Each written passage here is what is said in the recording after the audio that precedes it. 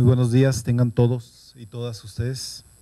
El Tribunal Estatal Electoral de Chihuahua, el Instituto Estatal Electoral, la Asociación de Tribunales Electorales de la República Mexicana, Asociación Civil, y la Universidad Autónoma de Ciudad Juárez les da la bienvenida y agradece su presencia en la conferencia El papel del juez constitucional en la democracia mexicana. El día de hoy nos acompaña en el presidium la maestra Claudia Arlet Espino, consejera del Instituto Estatal Electoral.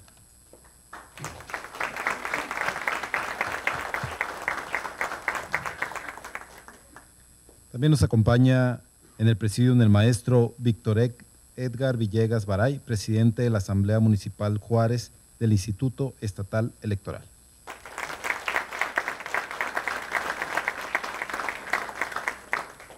Contamos también con la distinguida presencia del maestro Jaques Adrián Jaques Flores, magistrado del Tribunal Estatal Electoral.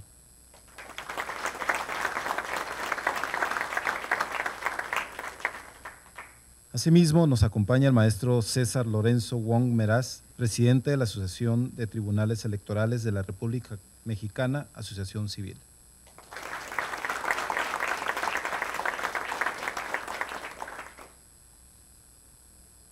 Damos la bienvenida también al maestro Reyes Rodríguez Mondragón, magistrado de la Sala Superior del Tribunal Electoral del Poder Judicial de la Federación y conferencista de esta mañana.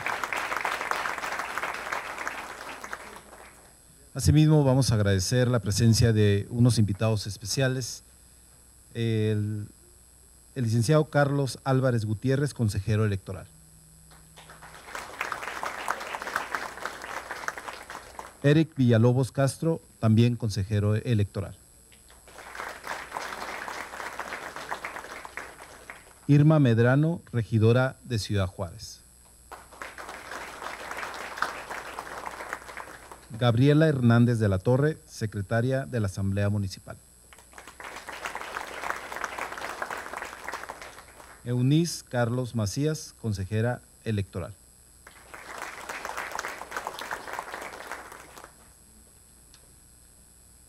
Y bueno, para continuar, quiero ceder este micrófono al magistrado Jaques Adrián Jaques Flores, quien nos va a dirigir unas palabras. Muchas gracias, muy buenos días. Para el Tribunal Estatal Electoral es de suma importancia el realizar este tipo de eventos y sobre todo agradecer la presencia de Reyes Rodríguez Mondragón, magistrado del Tribunal Electoral del Poder Judicial de la Federación, quien de manera muy generosa nos ha ido acompañando a lo largo de estos 2 años de esta integración del Tribunal Estatal Electoral. Para nosotros representa un motivo de alegría y de mucho orgullo el poder presentarle al magistrado a Ciudad Juárez fuerte, progresista, trabajadora, a una universidad con las características que son dignas de orgullo de la Universidad Autónoma de Ciudad Juárez. Estar hoy en ICSA para nosotros representa la posibilidad de mostrar la forma en que queremos que nos vean. Y creo que es una gran oportunidad, sobre todo hoy ante los retos que presenta el proceso electoral 2018, que sea la primera vez que Reyes Rodríguez visita Ciudad Juárez y que sea precisamente en un entorno académico, que sea en un entorno lleno de estudiantes y de funcionarios electorales, además de la representación tanto de los partidos políticos como de los poderes, caso del municipio, y los representantes del Poder Legislativo y del Poder Judicial. Muchísimas gracias, magistrado, por acceder a compartir con nosotros tus vastos conocimientos. Es para nosotros en el Tribunal Estatal Electoral muy importante dejar de ser magistrados de escritorio, tratar de vincular nuestro trabajo con la sociedad. A nombre del magistrado Víctor Yuri Zapata Leos, presidente del Tribunal Electoral, del magistrado José Ramírez Salcedo, del magistrado Julio Merino, propio magistrado César Wong, quienes integramos el pleno del Tribunal Electoral del Estado de Chihuahua, queremos agradecerles su hospitalidad, agradecerle el trabajo al maestro Villegas Baray quien sin usted no hubiese sido posible, y por su conducto, consejera Claudia Arlette Espino, agradecerle al ingeniero Arturo Meraz el acompañamiento. La posibilidad de la coordinación de las autoridades electorales, insisto, ante el reto mayúsculo que significa el 2018, es de suma importancia. Ya lo decía la magistrada presidenta del Tribunal Electoral del Poder Judicial de la Federación en pasadas fechas, estamos unidos y listos. Que la contienda sea partícipe los ciudadanos, los partidos políticos, y que nosotros tengamos la posibilidad de realizar nuestro trabajo y brindar sobre todo el objetivo máximo de los órganos electorales, que es la paz social. Hoy nosotros estamos comprometidos con esto, tenemos la intención de estar vinculando nuestro trabajo, de tratar de informarles qué es lo que hacemos, cómo lo hacemos, y de manera muy particular quiero agradecer la presencia del expresidente del Instituto Estatal Electoral, Julio César Santa Cruz Favela.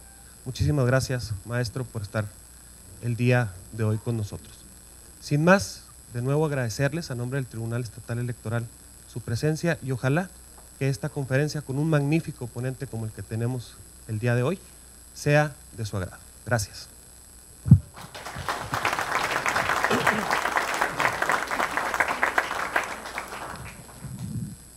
Agradecemos el mensaje que nos acaba de ofrecer el magistrado y a continuación el consejero presidente Víctor Edgar Villegas Baray nos va a dirigir unas palabras.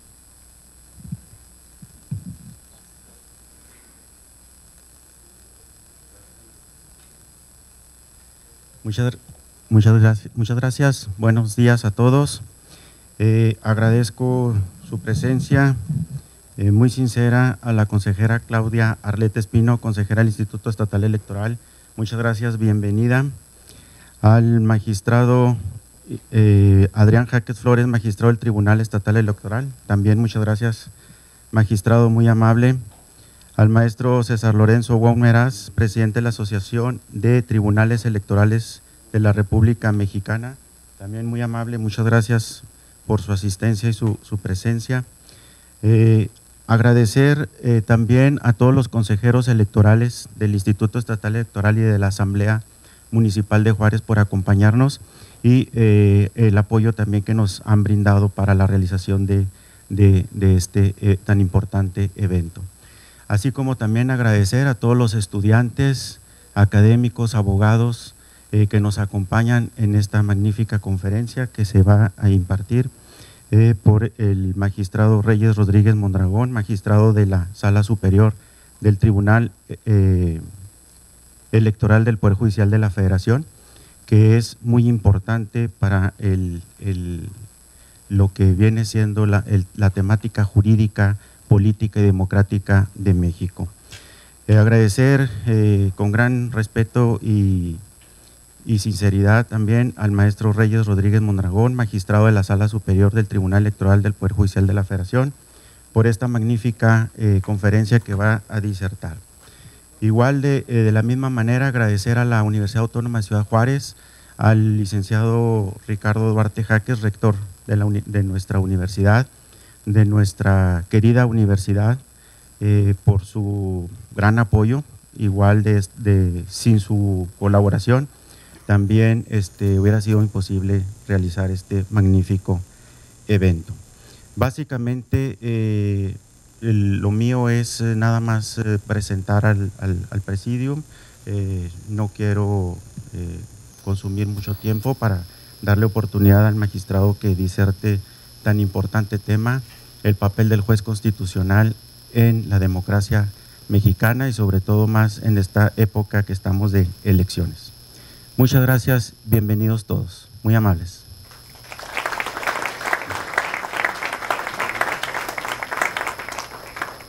Muchas gracias, presidente, por sus palabras. El magistrado y presidente de la Asociación de Tribunales Electorales de la República Mexicana nos dará también un mensaje. Muchas gracias. Solamente comentar que es un gusto estar aquí en Ciudad Juárez. La verdad que cuando uno llega aquí desde el municipio, se siente como en casa. Yo soy de Nuevo Casas Grandes y siempre que llegamos a Ciudad Juárez, pues todavía somos del de la misma área geográfica, y cuando los veo a los estudiantes, a las autoridades electorales, pues ese ánimo que siempre ha tenido y que Ciudad Juárez ha demostrado con tantas cosas que sale adelante, es importante traer conferencistas como el que hoy tenemos. Ahorita lo decía, y lo decía muy bien el magistrado Jaques, 2 años con el cual hemos trabajado con el magistrado Reyes Rodríguez Mondragón, han sido 2 años que hemos andado por todas partes de la República. Y como presidente de la Asociación de Tribunales Electorales de la República Mexicana, nos toca coordinar y hacer los eventos en lugares de todo tipo, pero siempre la universidad es donde más nos ha apoyado, donde vemos que realmente se conoce de lo que se habla, y por eso quiero decirte, magistrado Rey Rodríguez Mondragón, que tan excelente ponente ha sido. Tenemos un excelente auditorio. La gente en Ciudad Juárez le gusta conocer, pregunta, sabe del tema, y por eso decidimos que vinieras aquí a nuestra tierra. Que Ciudad Juárez es una tierra pujante, es una tierra de héroes, y que día a día forjan su destino. Ahorita mencionaban a los consejeros electorales de aquí, de la Asamblea Municipal. Quiero también saludar al consejero de la Asamblea Distrital, de aquí del INE, al licenciado Gerardo Pinedo. Gracias por estar con nosotros.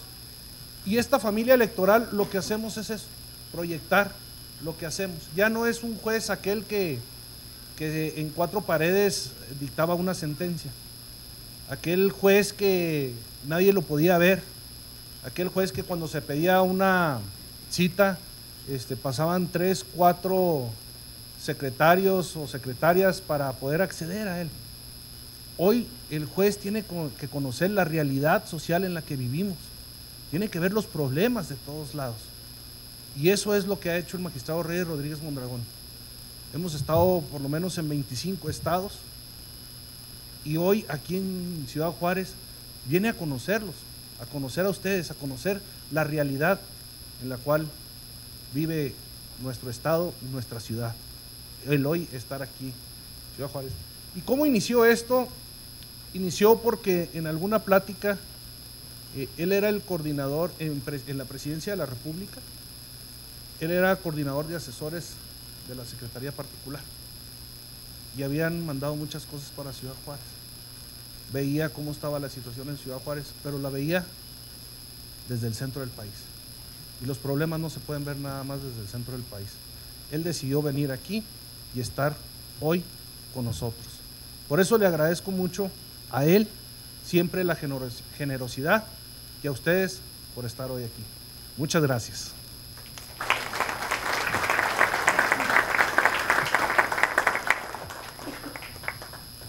Agradecemos las palabras del maestro Wong. Y a continuación, antes de dar inicio a esta conferencia, queremos pedirles un fuerte aplauso a nuestro presidium y invitarlos que nos acompañen, que tomen un asiento aquí con nuestros invitados para dar inicio a la presentación de la conferencia. Muchas gracias.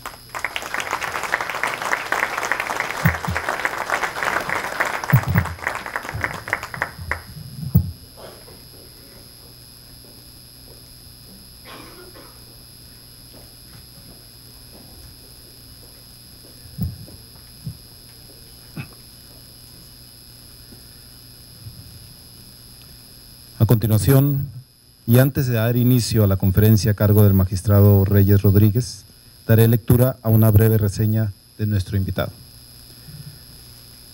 Nuestro conferencista el día de hoy es licenciado en Derecho por el Instituto Tecnológico Autónomo de México, realizó estudios de posgrado en el Centro de Investigación y Docencia Económicas y en el Instituto Internacional de Sociología Jurídica en Oñati, España. Es autor de diversos artículos y publicaciones académicas. Ha sido profesor en distintas instituciones y dirigió la licenciatura en Derecho del CIDE. Ha ocupado cargos en los 3 poderes públicos, así como en órganos autónomos. Como magistrado electoral, tanto en la Sala Regional Monterrey y actualmente en la Sala Superior del Tribunal Electoral del Poder Judicial de la Federación, ha trabajado en una agenda de justicia abierta, impulsando e implementando un nuevo modelo de sentencias ciudadanas. Sin mayor preámbulo, cedo el micrófono al maestro Reyes Rodríguez Mondragón.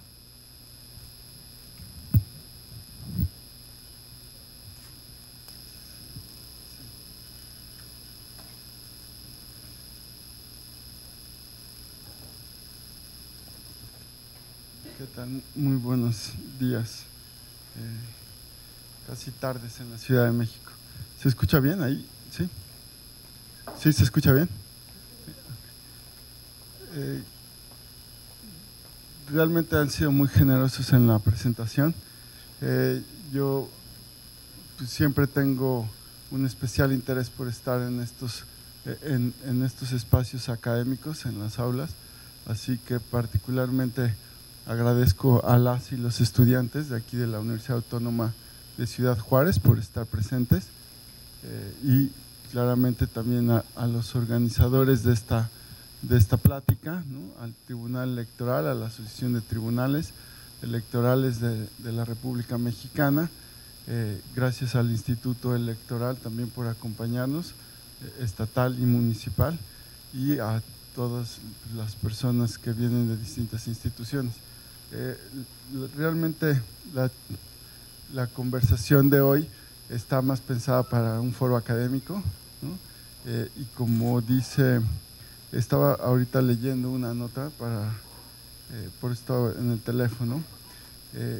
Recientemente el presidente de la Corte Suprema de Canadá, en una conferencia justamente en una universidad, decía que, imagínense, en Canadá, que es un país pues, bastante desarrollado, ¿no? Y los niveles de democracia son pues, muy altos. Sin embargo, él reconoce que la Suprema Corte de Canadá tiene que iniciar una era de transparencia y lo dice tal cual, lo voy a decir en español. Su reto es explicar a la población quiénes son los jueces, qué hacemos, por qué lo hacemos y cómo lo hacemos. Y eso es, en resumen, de lo que voy a tratar de hablar el día de hoy. O sea, cuál es el papel de un juez constitucional. Claro, lo haré a partir de algunas concepciones académicas, pero tratando de explicarles a ustedes algunos casos que ha decidido la Sala Superior y cómo se han decidido, por qué se han decidido, y van a ver los valores que hay detrás de esto, o de cada decisión. Otro gran juez del Tribunal de la Suprema Corte de Justicia de Israel, Aaron Barak, en un libro que se llama en español Un juez reflexiona sobre su labor, el papel de un tribunal constitucional en una democracia, afirma que todos los jueces en las democracias modernas se hacen una pregunta, y esta pregunta es: ¿cuál es mi papel como juez? Pero esta no es la única pregunta, y la respuesta generalmente es resolver disputas, y esta tampoco es la única función que tienen los jueces o las juezas en una democracia y en un tribunal. Resolver disputas conforme a la ley no es la única función. Por eso es importante preguntarnos qué más se puede decir sobre la función de los tribunales, de los jueces, y si hay alguna otra función relevante que va más allá de resolver las controversias. Ahora, en un contexto, bueno, la presentación que ustedes ven ahí enfrente, más o menos establece cuál va a ser el orden de mi conferencia, ¿verdad? Primero hablaré del contexto, después el papel del juez, los valores y los distintos roles que se tienen, analizaremos algunos casos y luego plantearé algunas conclusiones. Esto más o menos voy a poner aquí el cronómetro, pues creo que me dijeron que podía hablar como 2 horas, ¿no? Pero voy a tratar de hacerlo en menos, ¿no? Bueno, es un chiste, pero no se rieron. Los que integramos un tribunal electoral o un instituto electoral, hoy en día estamos inmersos en un proceso de elecciones que es el más grande y quizá el más desafiante y complejo de la historia electoral de nuestro país. Vamos a tener la renovación de 3,406 cargos. ¿Quién pasa la presentación? Sí. Vamos a tener alrededor de 3,406 cargos de elección popular sometidos al escrutinio público. Esto incluye la elección en 30 entidades federativas, más la elección federal en donde se renovará la Presidencia de la República, la Cámara de Senadores y la Cámara de Diputados. Imagínense también 9 gubernaturas. Solamente no habrá proceso electoral en Baja California y Nayarit. Y el listado nominal, es decir, el número de personas, ciudadanos y ciudadanas que pueden acudir a las urnas es de 86 millones.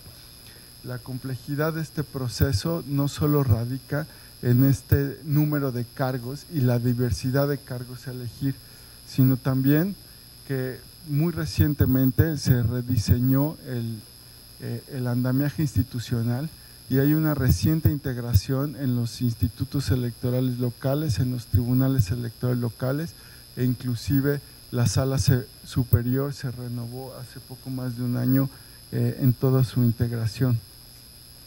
Además, el hecho de que estemos por primera vez poniendo a prueba en prácticamente todo el país la reforma electoral de 2014 también es una parte importante de este reto y de los desafíos que hay, porque a partir de esta experiencia les aseguro que habrá que preguntarnos cuáles son o hacer un balance de cuáles son las fortalezas y debilidades de todo el sistema de elecciones y de las instituciones electorales para tener una reforma o un rediseño del sistema político electoral e ir trabajando en la democracia que merece este país y particularmente el estado de Chihuahua y la ciudad de Juárez, porque la democracia que no se traduce en desarrollo, en igualdad, en justicia, en proteger libertades, pues está siendo cuestionada, ¿no? Y no solo en México, sino en todo el mundo. En este contexto vale la pena plantearnos las siguientes preguntas. ¿Cómo contribuye un juez constitucional electoral a que las elecciones y sus resultados estén dotados de confianza pública y de legitimidad social? ¿O cuáles son las características del juez que impulsan el avance de los valores democráticos y cuáles son estos valores democráticos?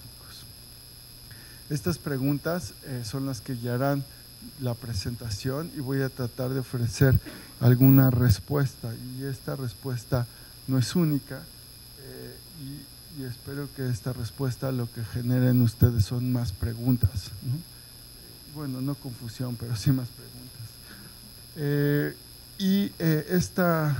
Estas cuestiones son relevantes sobre todo en contextos de transición o de democratización y como pueden ver no solo nos las hacemos los jueces en México, ¿no? También los jueces y el presidente de una corte como la de Canadá o el ex juez de la Corte de Israel se plantean siempre estas preguntas porque el papel de los tribunales en el desarrollo democrático se ha vuelto cada vez más relevante.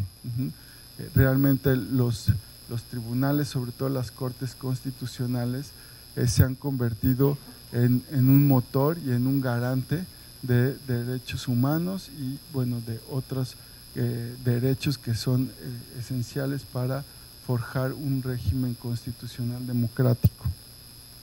Voy a analizar, después de dar respuesta a estas preguntas, a través de explicar los distintos roles que puede tener un juez, algunos casos de la sala superior. Y este análisis nos permitirá ubicar cómo o cuál es la función o el papel que ha asumido el Tribunal Electoral en varias de las decisiones. Desde el punto de vista académico, hay distintos enfoques o perspectivas para definir o establecer categorías de análisis respecto a los roles judiciales. Un primer enfoque observa generalmente el desempeño de un juez centrado en identificar si su papel o su función se limita a aplicar e interpretar el derecho, por un lado. Esa es una primera categoría, y ahí podríamos clasificar al juez como alguien legalista, ¿no? Otra segunda característica que se destaca es de aquellos jueces que buscan crear derecho, y a estos generalmente se les califica como jueces activistas, ¿verdad? Porque a diferencia del legalista que busca aplicar la ley con una completa deferencia al legislador, el juez activista pretende crear normas y llenar las lagunas pensando en las políticas públicas que han sido diseñadas y que se implementan por otros actores institucionales, y resuelve las controversias con esta perspectiva de incidir o tener un impacto en las políticas públicas, o en el afianzamiento, digamos, desde un papel activo de ciertos derechos o valores constitucionales o institucionales. Una tercera perspectiva es aquella que centra al juez o a su función en medio de estas dos posiciones, del legalista y el activista, y lo clasifican como un juez pragmático. Y este juez pragmático es quien actúa en algunas ocasiones como mero aplicador e interpretador del derecho, y en otras como alguien que incide, que crea, que impacta en las políticas públicas. Y eso lo va decidiendo caso a caso. Depende de la problemática que se le presente y el interés o las preferencias ideológicas, ¿sí?, en incidir en algunas agendas, ¿no? Por eso se clasifica como un juez pragmático. Ahora, hay otro enfoque. De este enfoque no voy a hablar más. Hay algunos textos que están escritos desde estas perspectivas. Les podría recomendar uno que se llama Interpretativismo versus Legalismo, de Beatriz Magaloni, que ella es profesora de la Facultad de Ciencia Política en Stanford, en donde analiza el papel de la Suprema Corte de Justicia mexicana, ¿no? Otra perspectiva de análisis u otro enfoque clasifica el papel de los jueces o los roles de los jueces. No regresemos a la otra, desde la visión que tienen de sí mismo las y los jueces, es decir, de cómo perciben su propio rol, su función, y se autoperciben o autoadscriben a una concepción de la función jurisdiccional. Una primera clasificación, y estos son las 4 clasificaciones que en la literatura encontramos desde esta perspectiva de en donde el propio juez o jueza se ubica, con qué función se reconoce. Una primera concepción de la función jurisdiccional es esta del ritualista. Otra es el adjudicador. El tercero es el creador de políticas públicas, y el cuarto un juez administrador.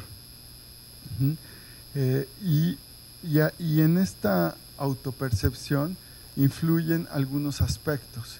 El primero es la concepción de la función jurisdiccional que tiene la persona que lleva a cabo las funciones de justicia, de administración o impartición de justicia. Una segunda variable es cuál es su entorno institucional.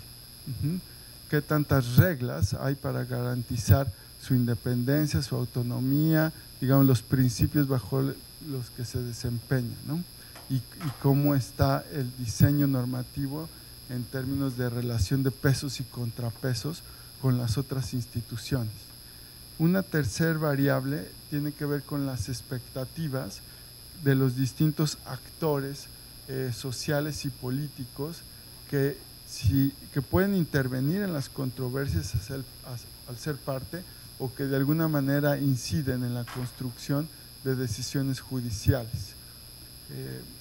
Y aquí entran todo tipo de actores y las expectativas que se tienen sobre el desempeño o la función de los tribunales son importantes o consideradas para que alguien se ubique en uno de estos roles. Y por último, también desde el punto de vista analítico, importa la interrelación de todas estas variables, es decir, de cuál es la concepción que se tiene de la función jurisdiccional, de cómo está el diseño y la interacción entre los distintos actores y de las expectativas. La interrelación entre todo esto hace que los tribunales se vuelvan actores estratégicos. Eso dicen los politólogos, ¿verdad? Los abogados y muchas veces los juzgadores difícilmente reconocen que tienen ese papel de actores estratégicos en el campo de la política institucional. Pero desde estas perspectivas así se les concibe. ¿Y por qué estratégicos? Porque en la actividad jurisdiccional siempre hay una relación entre medios y fines, o sea, es decir, entre decisiones y objetivos o fines que se alcanzan con estas decisiones. Desde este enfoque centrado en la autopercepción del juez sobre su propio rol, entonces tenemos que lo que puede motivar sus decisiones está explicado a partir de estos 4 distintos roles ideales, ¿no? El ritualista es aquel o aquella jueza que se involucra únicamente en la tramitación de los expedientes que les turnan o que están a su cargo y en la administración del juzgado del tribunal. Este modelo de juez resuelve las disputas, los litigios, centrándose únicamente, digamos, en el expediente del caso concreto y dejando de lado cualquier otro factor normativo o extranormativo que pueda tomarse en consideración para analizar el problema o emitir la decisión. Es decir, no considera cuestiones de política pública o políticas institucionales o se ve envuelto entre distintas perspectivas ideológicas, ¿no? Meramente, digamos, aplica la ley o la interpreta privilegiando siempre la gramaticalidad y la deferencia al legislador. Estas son características generales del juez ritualista. El juez adjudicador está concentrado en resolver la controversia desde un punto de vista, digamos, de una mediación. Se ve como un tercero mediando en una disputa y en la forma en que define el problema y lo resuelve, busca un balance entre lo que son los derechos en conflicto, los valores que están en juego, los valores jurídicos y la construcción de un resultado que estime justo desde el punto de vista social. Es decir, busca un equilibrio, un balance entre resolver el caso concreto y tomar decisiones que sean socialmente útiles o socialmente justas. Un juez adjudicador concibe su papel de tal manera que juega un rol amplio en el contexto social e institucional y asume que su responsabilidad incluye encontrar soluciones pacíficas a disputas concretas, ¿no? Creo que lo decía el magistrado Jaques y es muy distinto pensar en que a partir de las decisiones judiciales se pacifiquen los conflictos, se encuentren soluciones que sean aceptadas como las más justas por las partes o por los actores o por la sociedad, a solo emitir sentencias, ¿no? Resolviendo el problema jurídico, sin pensar en que el juez ejerce un trabajo de mediador o de resolutor de disputas de manera pacífica. Este tipo de juez, el adjudicador, entiende el derecho como una herramienta que permite, a través de la aplicación objetiva de la norma, encontrar soluciones creativas e innovadoras para resolver problemas jurídicos desde una perspectiva social más amplia. Por eso se le dice adjudicador, o sea, trata de distribuir este bien jurídico que es el derecho en un conflicto de tal manera que se construyan soluciones socialmente útiles. En tercer lugar, el juez que hace políticas públicas o que influye en las políticas públicas, le llaman creador de políticas públicas, pues porque es la traducción de policy maker, ¿no? Pero en realidad los tribunales en pocas ocasiones crean por primera vez una política pública. Hay casos, lo pueden hacer, pero generalmente lo que caracteriza a este rol es que consideran su función jurisdiccional no solo como la aplicación estricta del derecho al caso concreto, sino que ven el caso concreto en un contexto de la política pública o la política institucional de la cual, digamos, emerge o está inserta la norma o el valor jurídico en disputa. Y se preguntan cuál es la mejor solución. Obviamente van a resolver el caso concreto, pero se preguntan cuál es la mejor solución atendiendo a los objetivos fines de las políticas públicas. Su papel lo ven como un actor más dentro de todo el entramado institucional entre los distintos poderes y que participan de manera colaborativa y corresponsable de las políticas, ¿no? de un país o de las políticas de un gobierno.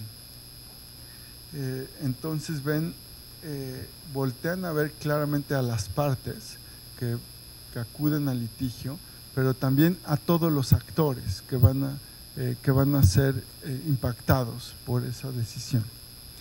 Y en cuarto lugar está, claro, difícilmente alguien les va a decir en México que hace un papel de policy maker, ¿no? En la judicatura.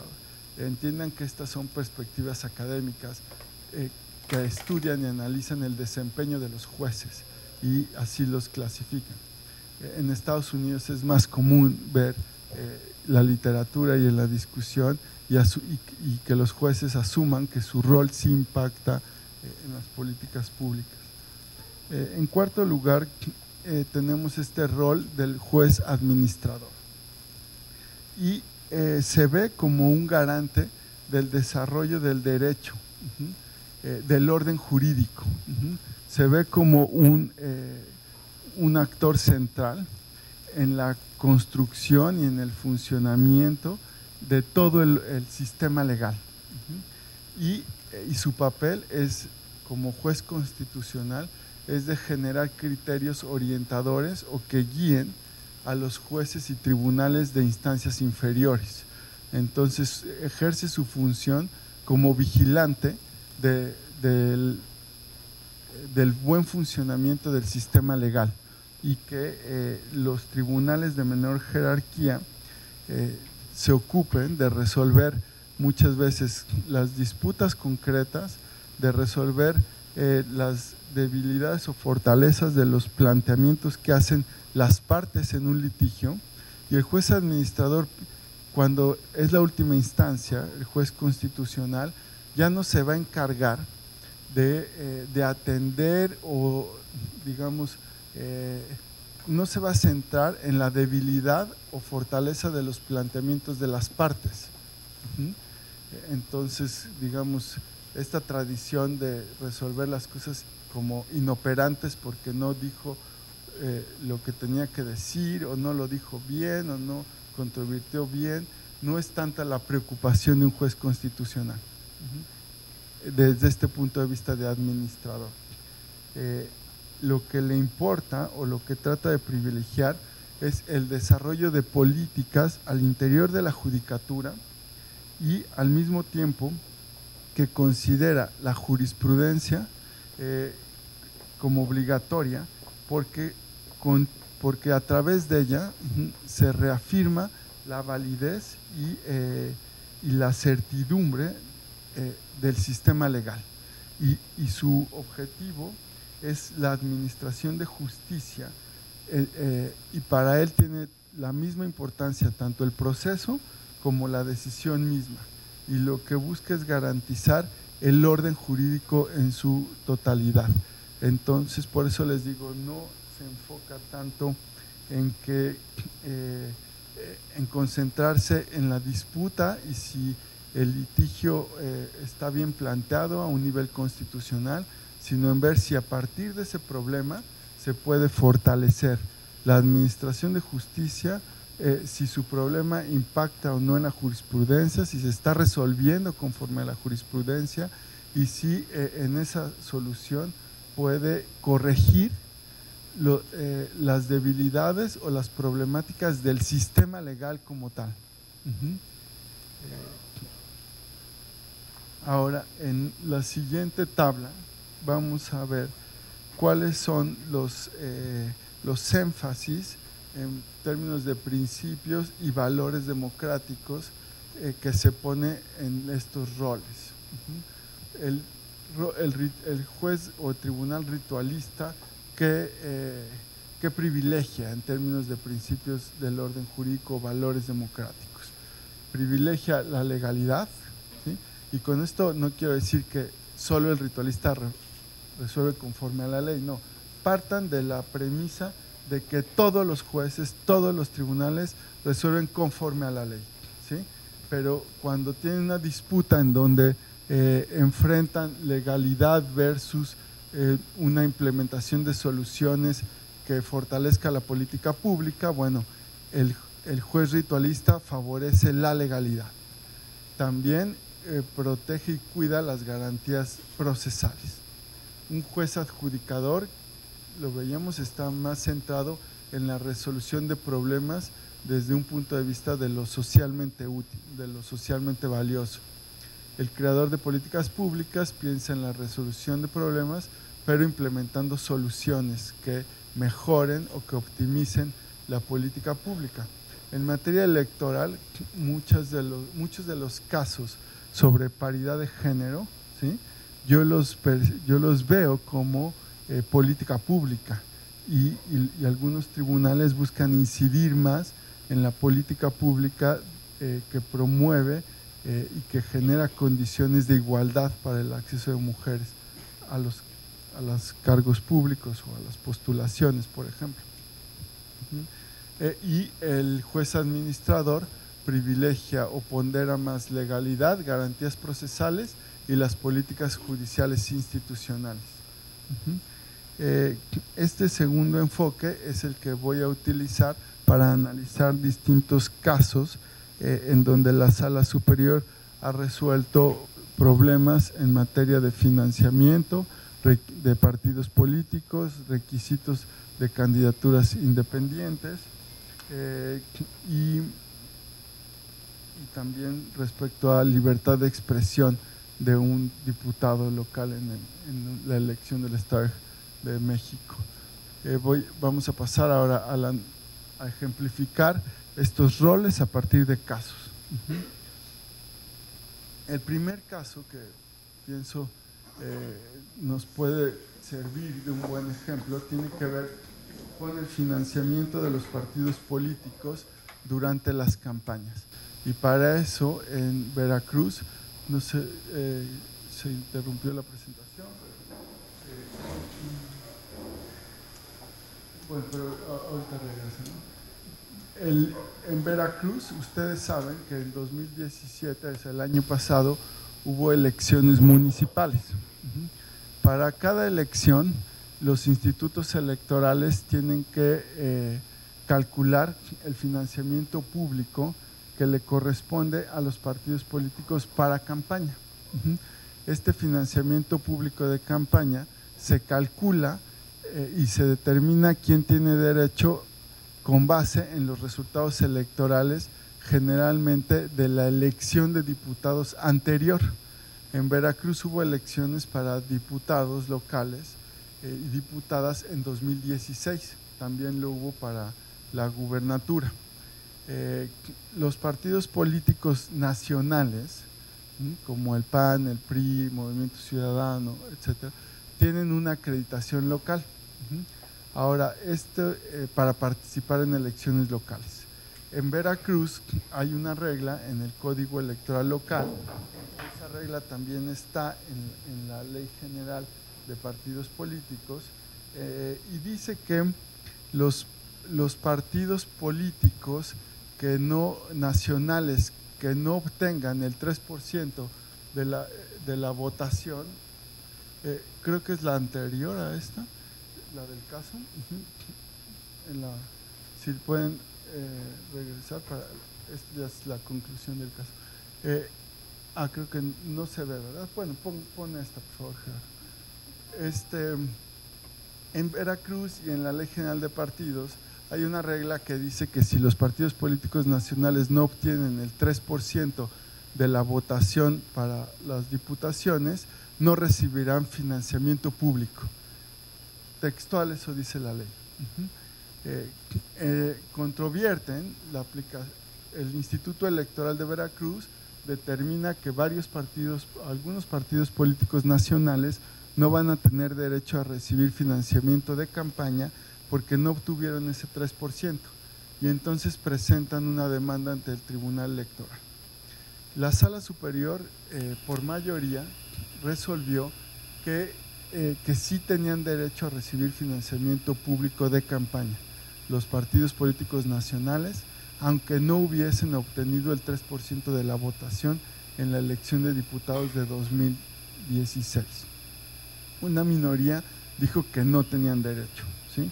Y que para financiar su elección podrían recibir o pedir recursos a los organismos centrales. ¿Cuáles fueron, digamos, los valores o las razones que motivaron a la mayoría y cuáles motivaron a la minoría? En este caso yo estuve en la mayoría, para que sepan, ¿no? La mayoría, en mi opinión, asumió un rol adjudicador y creador de políticas públicas. ¿Y qué hizo? Resolver un problema muy concreto, y es que los partidos políticos no tendrían 0 pesos de financiamiento para participar de una campaña electoral a cargos municipales, y otros partidos nacionales sí van a tener una dotación de recursos de financiamiento público y privado local para campañas. Otro problema que se generaba al no tener financiamiento público de campaña es que hay una regla en todo el país prácticamente que rige que el financiamiento privado no puede exceder al público. Y si el financiamiento público es 0, pues el privado es 0. Entonces ahí tendríamos otro problema. Y otro problema adicional es que cómo van a llevar a cabo una campaña con 0 recursos públicos y 0 recursos privados.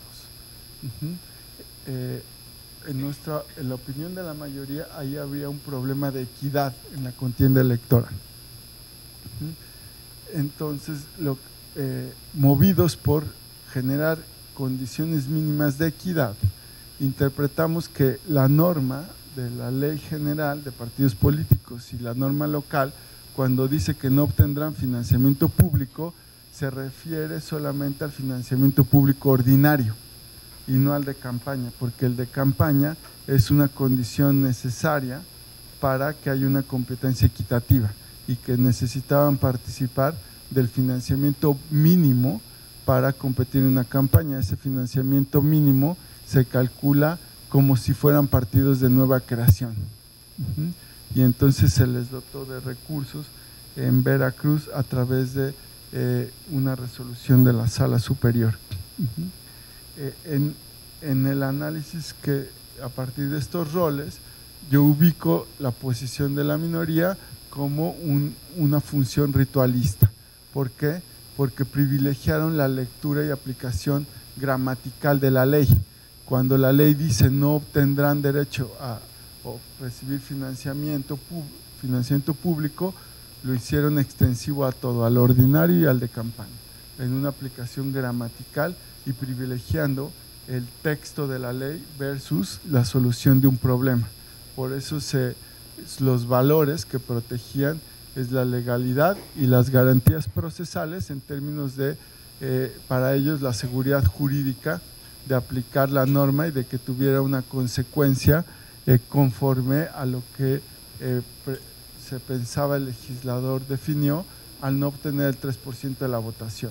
En la opinión de la mayoría, la consecuencia es que no obtengan financiamiento público ordinario, o sea, para sus actividades cotidianas año tras año, pero para las campañas, para proteger la participación de los partidos, de candidaturas, y que la ciudadanía tenga información sobre las propuestas electorales y tenga digamos, garantías de conocer y poder elegir entre distintas ofertas, pensamos que la decisión tendría que ser dotarles de recursos mínimos durante las campañas y por eso se protege la equidad en una postura adjudicadora.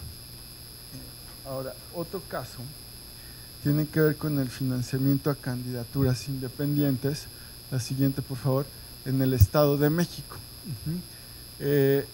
También en la elección de 2017, en el Estado de México, el Instituto Electoral determina cuáles son los recursos que les corresponden a las candidaturas independientes para participar en la elección.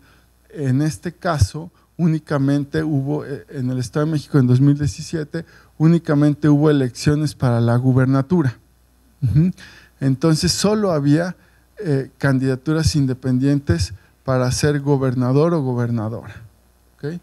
La ley en el Estado de México dice que el financiamiento público de campaña para las candidaturas independientes se distribuirá de la siguiente forma. 2 puntos. 1, 33% para las candidaturas a gubernatura, 33% para las candidaturas a las diputaciones y 33% para las candidaturas a las municipalidades. En 2017, para la fecha en la que se presentó este juicio, estaban registrados o participando 2 candidaturas independientes y una de ellas demandó que el financiamiento público de campañas para candidaturas independientes, que se calcula, digamos, conforme a la ley y nos da un 100%, supongamos 100 pesos, es el 100%, lo que demandaba esta actora es que no se distribuya en 33, 33 y 33%, porque de 100 pesos pues le iban a tocar 33 pesos. Y de esos 33 pesos se iban a distribuir entre el número de candidaturas independientes. Y si eran 2, pues les iban a tocar 16.5 pesos a cada uno. ¿Sí? Entonces, su petición fue que se aplicara la norma con la siguiente lectura. Si solo había elección para la gubernatura y no para diputados y municipalidades, pues que fue el 100%, es decir, los 100 pesos se distribuyan entre el número de candidaturas independientes registradas para la elección a gobernador. Y solamente cuando la competencia incluye a las 3 elecciones, gubernatura, diputados y municipalidades, se distribuye a 33, 33, 33. Aquí la Sala Superior, por mayoría, decidió que la distribución igualitaria que prevé la ley protegía la equidad formal en la contienda y que por lo tanto se tenía que distribuir el financiamiento estrictamente conforme a la ley y que no tenía razón al interpretar que cuando solamente había una elección, el 100% se distribuyera entre el número de candidaturas independientes registradas. Y entonces se confirmó la resolución del Tribunal Local del Estado de México, que a su vez confirmaba el acuerdo del Instituto Electoral y solo les dotaba a las candidaturas independientes del 33% del financiamiento público que había sido calculado y conforme a la ley y que estaba, digamos, disponible. La siguiente, la minoría decidió, y yo aquí estuve en la minoría, que la forma en cómo debía distribuirse el financiamiento de campaña, en este caso, tenía que atender a crear las mejores condiciones de equidad para la competencia a la gubernatura en el Estado de México y que la interpretación que mejor creaba condiciones y era más favorable a la equidad es que se distribuyera como lo pedía la actora, es decir, el 100% entre el número de candidaturas independientes registradas.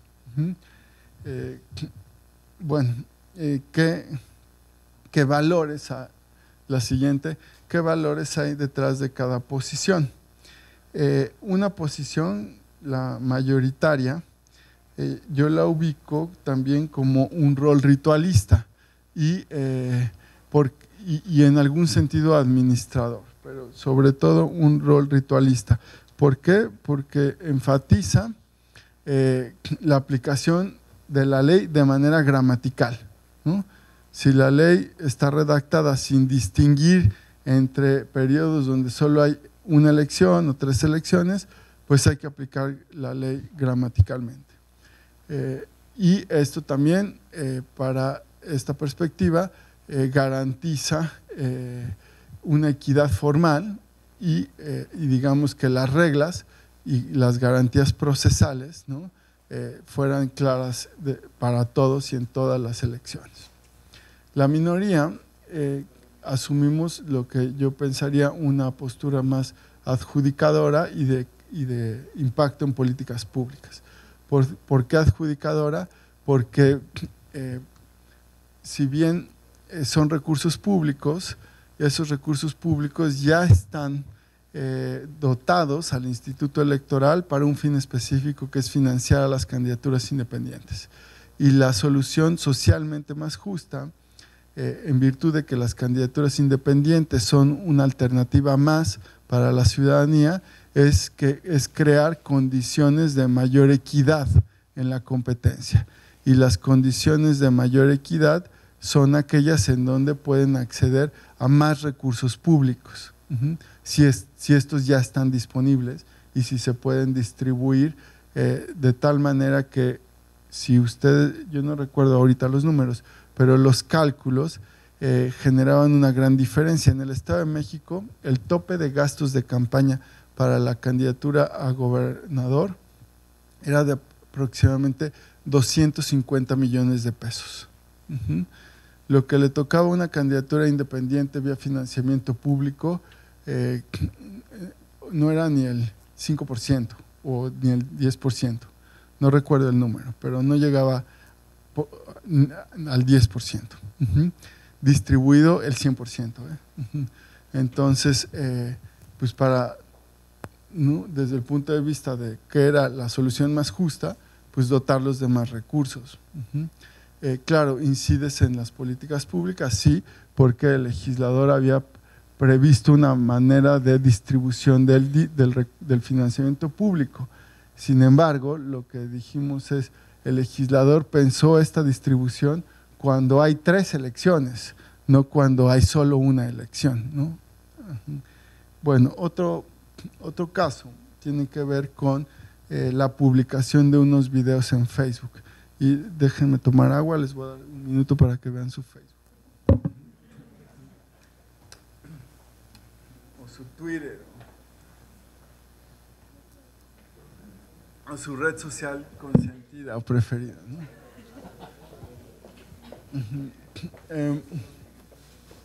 ¿Qué pasó? ¿Qué pasó en Facebook? En 2017, en la elección del Estado de México, un diputado local decidió publicar en la última semana de la campaña y en los días de veda, también se transmitió. Ya ven que uno, lo que pone uno en Facebook, pues ahí se queda siempre. Y no sé si lo puedan bajar, pero aunque lo bajen, ahí se queda, porque ahí hay una huella, ¿no? Entonces tengan mucho cuidado de lo que pongan en Facebook. Y sobre todo a lo que le dan like, ¿saben? Porque con 150 likes, Facebook sabe cuáles son sus preferencias. Sabe a ustedes qué les gusta. Con 250 likes, Facebook sabe, más bien los conoce y las conoce mejor que lo que ustedes mismos se conocen. Así que, bueno, ese fue paréntesis. En Facebook, el diputado local del Estado de México publicó un video en donde él sale y tiene, para la próxima pongo el video, pero en donde él se anuncia como diputado del Congreso Estatal y emite un mensaje a favor del candidato del PRI a la gubernatura, de Alfredo del Mazo. Y pide el apoyo y pide el voto y dice que va a ganar. Ahora, lo denuncian, el PAN se queja ante el Instituto Electoral porque dice que hay un uso indebido de recursos públicos. El Tribunal Electoral declara que no hubo pruebas que acreditaran el uso indebido de recursos públicos, pero analizó los contenidos del video y el tribunal local determina que sí hay una violación al principio de imparcialidad al usar su cargo para solicitar el voto a favor del candidato del PRI a la gubernatura. Esta decisión del tribunal local se impugna porque pues, quienes impugnan afirman que sí hubo uso de recursos públicos también. Ahora, impugna el diputado. Sí, el diputado impugna la sanción.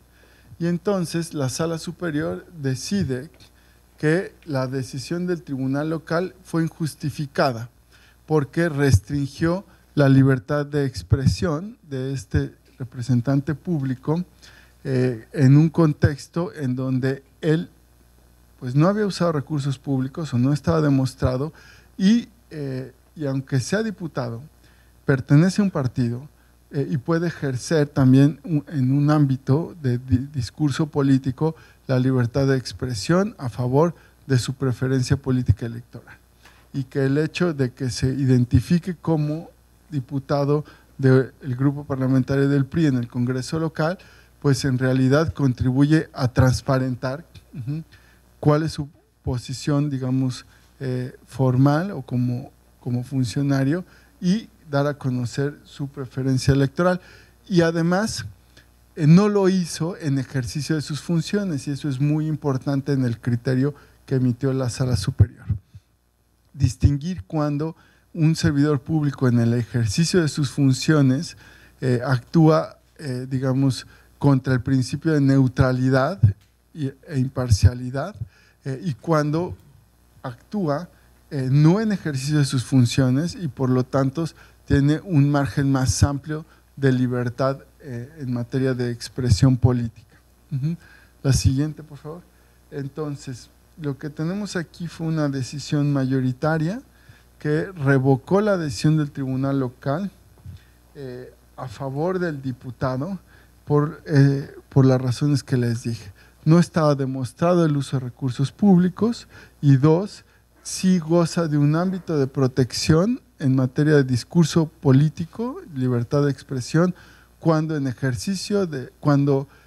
sin estar en ejercicio de funciones, emite opiniones sobre sus preferencias políticas electorales y además lo hace en una red social que, digamos, no es de propiedad, digamos, de una institución pública. Y en las sentencias se distinguen también los estándares para cuando se trata de otro tipo de funcionarios. Aquí es un representante electo, diputado, que pertenece a un grupo parlamentario necesariamente ligado a un partido político. Entonces, es natural que su actividad política la haga a nombre de ese grupo parlamentario y representando las preferencias e intereses del partido con el cual está ligado el grupo parlamentario. Sería diferente el análisis si habláramos de alguien que no es electo, por ejemplo, ¿no? Y que está en el Ejecutivo. La minoría consideró que la mejor manera de proteger la equidad en la contienda era declarando o confirmando la violación al principio de imparcialidad y neutralidad, porque dijo que no importa o es irrelevante si se usaron o no recursos públicos para grabar el video y transmitirlo y expresar ahí una opinión sobre sus preferencias político-electorales, sino que por el hecho mismo de ser diputado y de presentarse con ese cargo, ya estaba obligado a un principio de neutralidad e imparcialidad que le impide manifestar sus preferencias electorales y pedir el voto a favor de un candidato. Y que esa es la mejor forma de proteger la equidad en la contienda. La siguiente, por favor. Entonces, lo que vemos aquí es un caso en donde ambas posturas, en mi opinión, tanto la de minoría como de mayoría, asumen un rol de adjudicador y de creador de políticas públicas, ¿sí? Uno, el de la mayoría, buscando resolver el problema e implementando la solución a favor o poniendo en una posición, digamos, de preferencia la libertad de expresión, el libre acceso a la información política, al discurso político y la circulación de ideas. Cabe decir que en la mayoría partimos del supuesto de que no se demostraba el uso de recursos públicos y que por lo tanto no había violación a la imparcialidad. Y que si esto era, digamos, una premisa, ya la tensión entre libertad de expresión versus neutralidad, en este caso tendría que resolverse a favor de la libertad de expresión, porque en las democracias se privilegia la libre circulación de ideas. Es decir, en mi opinión, cualquier ciudadana del Estado de México tiene derecho a saber lo que piensa su diputado o el diputado del Congreso respecto a cuáles son sus preferencias electorales. ¿Sí? Porque desde esa preferencia electoral y desde esa posición política es que ejerce su función, ¿no? Un diputado, a diferencia de un magistrado, ¿sí? Nosotros, los magistrados, no podemos ejercer nuestra función con relación a nuestras preferencias políticas. O sea, nosotros estamos bajo un régimen de la objetividad, la imparcialidad, la neutralidad es absoluta, pero no los diputados, o sea, no los representantes electos. Entonces privilegiamos la libertad de expresión. La minoría privilegió la equidad de la contienda y entonces dijo que los principios que se tenían que garantizar era el de neutralidad e imparcialidad de los funcionarios públicos de manera absoluta, sin distinción en qué cargo ejercen, en qué contexto se da o si lo hacen en ejercicio de sus funciones o no. Para la mayoría era muy importante saber si lo había hecho en ejercicio de sus funciones y dijimos que no, o que del caso y de los hechos se quedaba demostrado que no lo hacía en ejercicio de sus funciones. Pero vean cómo, o sea, según yo, desde el punto de vista analítico, ambas se pueden asumir como roles adjudicadores, porque ambas posiciones tratan de generar la solución socialmente más justa. Para la posición minoritaria, lo socialmente más justo es que la equidad se garantice con una imparcialidad y neutralidad absoluta de los funcionarios electos. Para la mayoría, esa solución más justa es la libre circulación de ideas y que la gente sepa qué piensan sus representantes y que tengan derecho a decirlo cuando no están ejerciendo sus funciones. El siguiente caso tiene que ver con la participación de las candidaturas independientes en el proceso actual de elecciones a la gubernatura en el estado de Puebla. En Puebla, el Tribunal Electoral validó los lineamientos que emitió el Instituto Electoral respecto de los requisitos para obtener el registro como candidato o candidata independiente. Y para la gubernatura se exigen dos requisitos que fueron los que estaban en litigio. El primero es que si eras o eres militante de un partido político, tienes que separarte con 12 meses de anticipación a la jornada electoral. Y el segundo requisito es que las firmas de apoyo, el porcentaje de firmas de apoyo que exige la ley, tiene que conseguirse de tal manera que en 2/3 partes de los municipios se distribuya el 2% de esos apoyos. Estos dos requisitos se consideraron constitucionales y proporcionales por el tribunal local. Cuando llega a la sala superior, uno de los aspirantes a candidato independiente, el doctor Enrique Cárdenas, presenta una controversia diciendo que estos requisitos son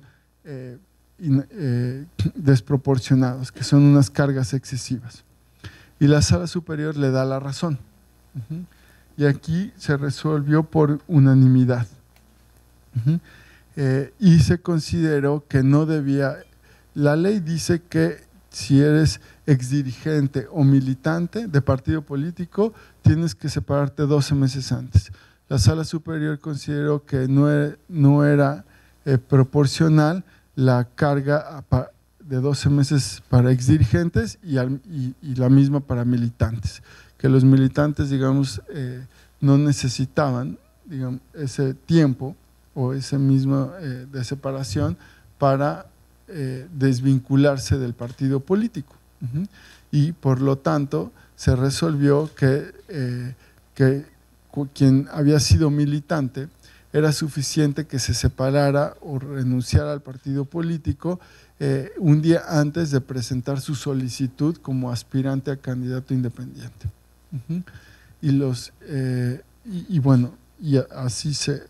Y esto inaplicando la porción normativa de militantes, sin ponerles un plazo, porque dijimos, como jueces no vamos a sustituirnos en los plazos que el legislador considere pertinentes. Lo que es desproporcionado son los 12 meses. Entonces, ¿cuándo tendrá que cumplir al inaplicar este requisito del periodo? Pues un día antes de que presente su solicitud.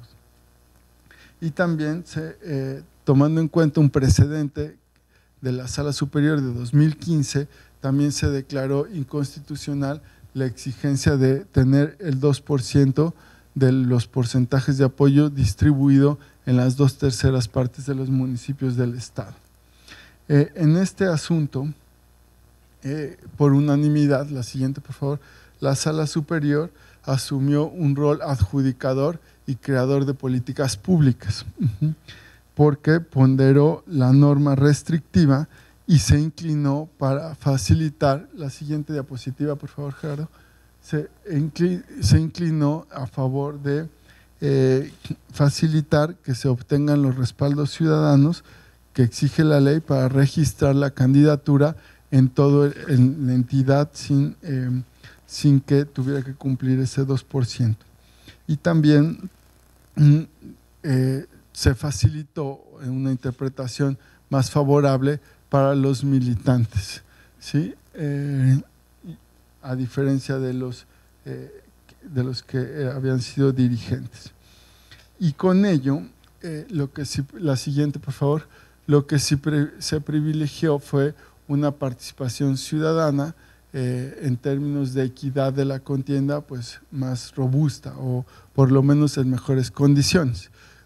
A partir de estos requisitos, ¿verdad? Muy probablemente habrá muchos otros factores que hagan que las candidaturas independientes pues no estén participando en las mejores condiciones de equidad, pero desde la perspectiva de estos dos requisitos, sí lo que se buscaba garantizar es la participación ciudadana en condiciones de equidad en la contienda, se resuelve un problema y se implementa una solución que modifica la que había decidido el legislador. Por eso es implementador de políticas públicas o creador de políticas públicas. Piensen que la ley es una política pública y desde esa perspectiva es que estos roles, cuando se modifica, digamos, las decisiones legislativas desde los tribunales, se puede pues categorizar como un impacto o como un creador de políticas públicas. La siguiente, por favor, Gerardo. Ya voy a terminar y para concluir me gustaría la siguiente, por favor, ver que cuando abstraemos estos principios o valores de cada una de las decisiones o de las posturas de la sala superior, ya sea de la mayoría o la minoría, pues se ejemplifica cómo los magistrados y las magistradas podemos interpretar de distinta manera la ley y nuestro papel. O nuestro papel puede ser visto, ¿no?, por la academia, por ustedes los y las estudiantes, en esta perspectiva de identificar distintos roles. Y estos roles pueden ir desde el ritualista hasta el administrador, pasando por el rol de adjudicador o implementador de políticas públicas.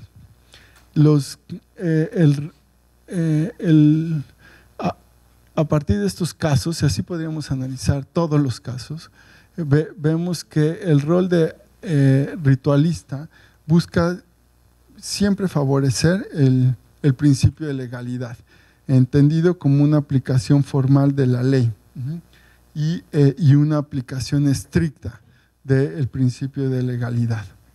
En contraste con el ritualista, las interpretaciones o posturas que se enfocan más en la solución de problemas o en la implementación de soluciones son aquellas de los tribunales o jueces que buscan asumir un rol más bien creativo o adjudicador del derecho, o a impulsar interpretaciones que fortalecen los principios, valores o fines de las políticas públicas u otros valores que están en el orden democrático. La legalidad es uno de ellos, pero cuando vemos esto de legalidad, aplicación estricta versus libertad de expresión, como en el caso del diputado, pues un rol adjudicador o creador de políticas públicas va a privilegiar la libertad de expresión en general. Esto puede variar cada caso, ¿no? Los roles adjudicadores pues siempre buscan a través de dotar de eficacia al derecho, impulsar valores como participación ciudadana, valores digamos muchas veces que van más allá de los institucionales o de los valores tradicionales del derecho.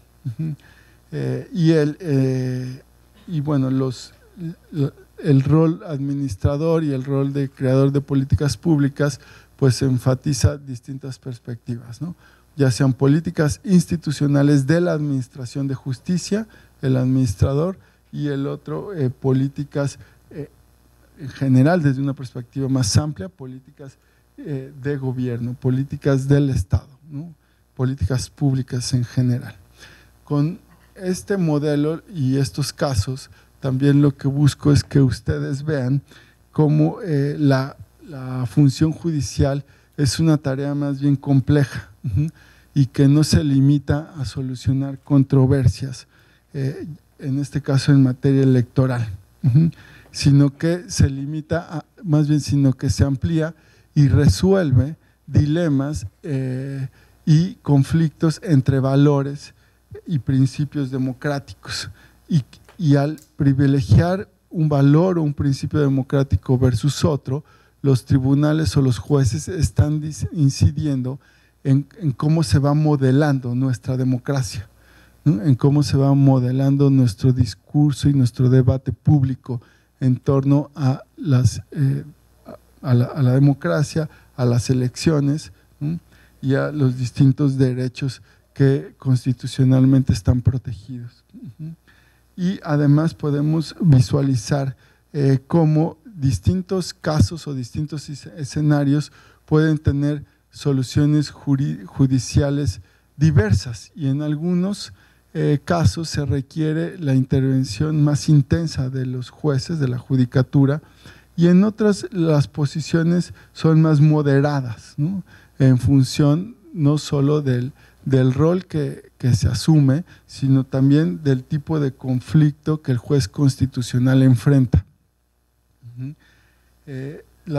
Las diferencias de posiciones, como las de la unanimidad, no es, digamos, una regla, pero sí es lo general en el Tribunal Electoral.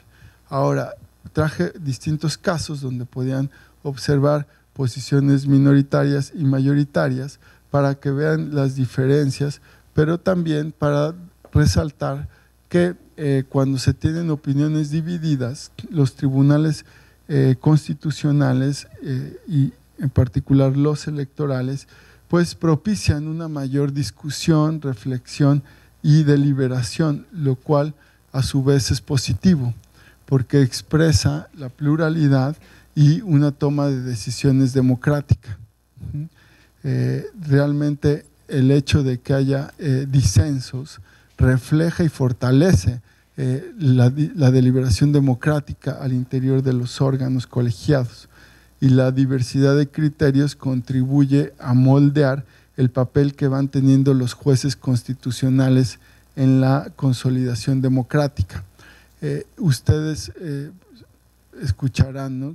Esta corte se vuelve más conservadora o esta corte se vuelve más liberal, pero si todos los jueces o las juezas dentro de un órgano colegiado fueran conservadores, pues tendríamos tribunales quizá muy homogéneos, muy unánimes, pero que difícilmente a través del tiempo van a repensar o a reflexionar si el cambio de criterio beneficia y fortalece el cambio social y el cambio democrático.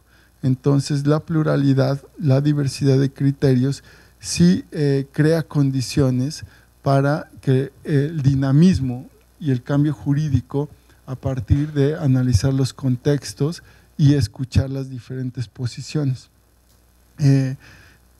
Y como diría Aaron Barak, el desempeño de un juez siempre va más allá de la mera resolución de una disputa a partir de la ley. ¿Por qué? Porque a partir de las decisiones que toman los tribunales constitucionales en una democracia, se van corrigiendo los errores individuales digamos, o de los jueces en particular, o de las partes al llevar ante un tribunal una disputa.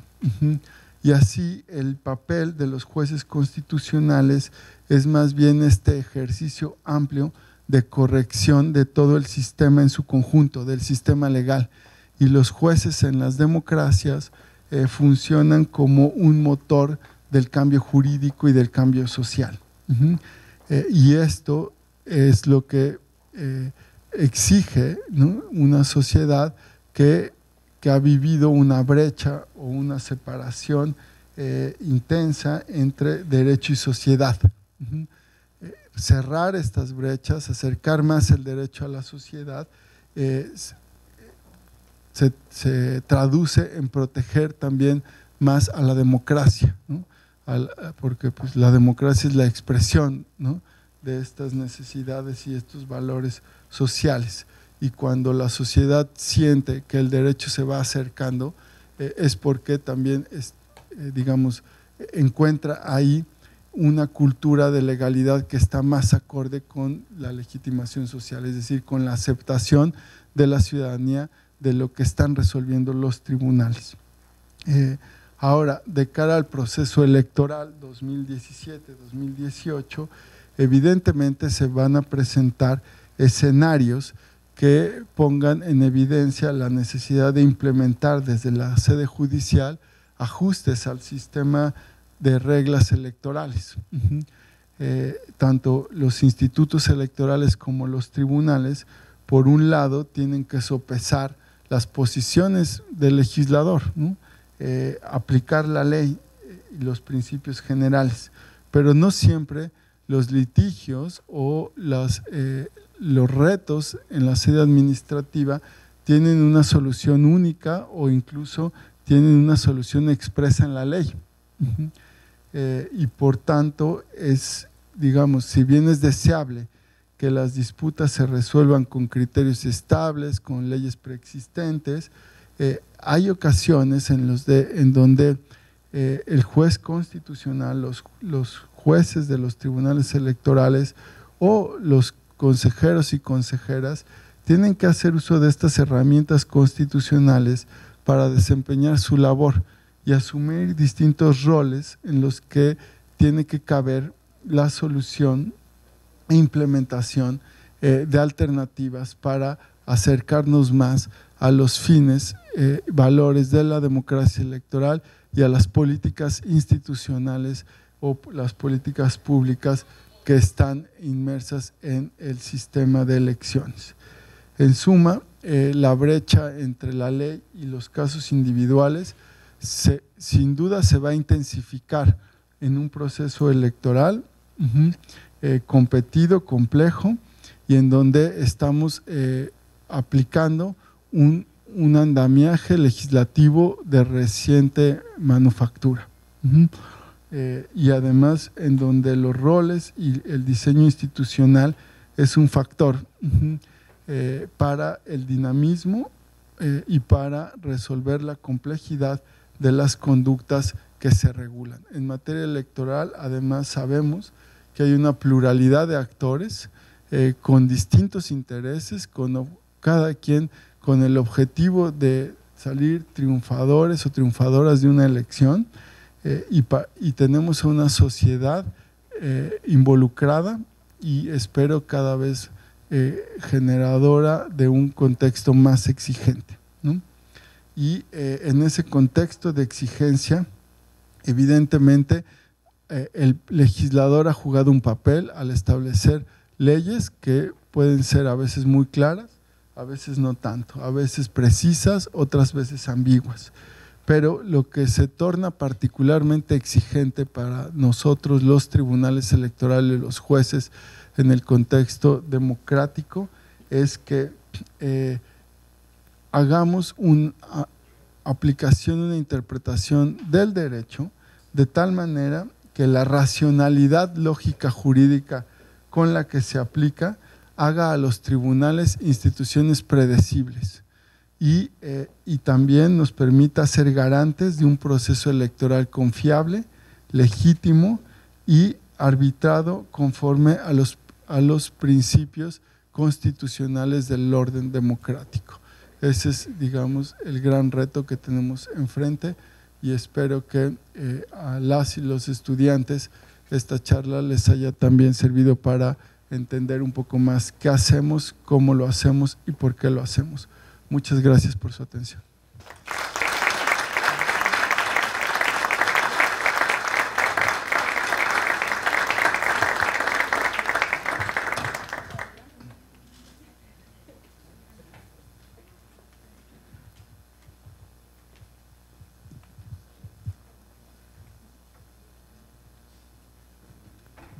Creo que si tienen preguntas les pueden pasar el micrófono.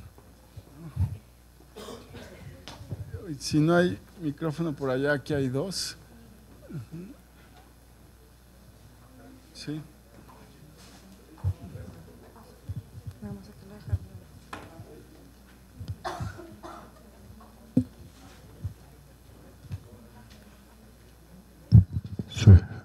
Si hay alguna pregunta, aquí el magistrado Rey Rodríguez Mondragón muy amablemente nos hará el favor de responderla. Adelante, aquí al fondo, ahí se pueda usar el micrófono.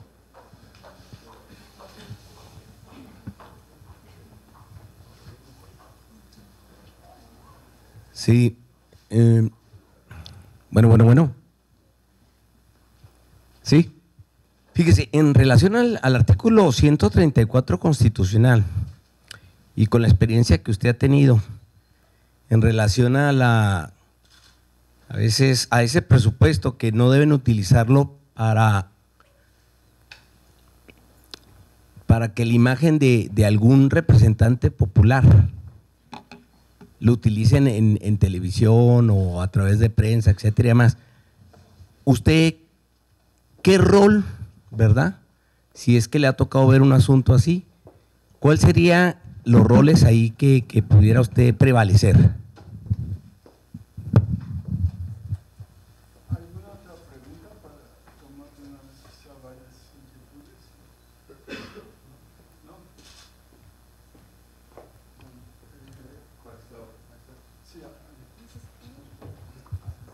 Solo una cuestión de conceptualización del derecho.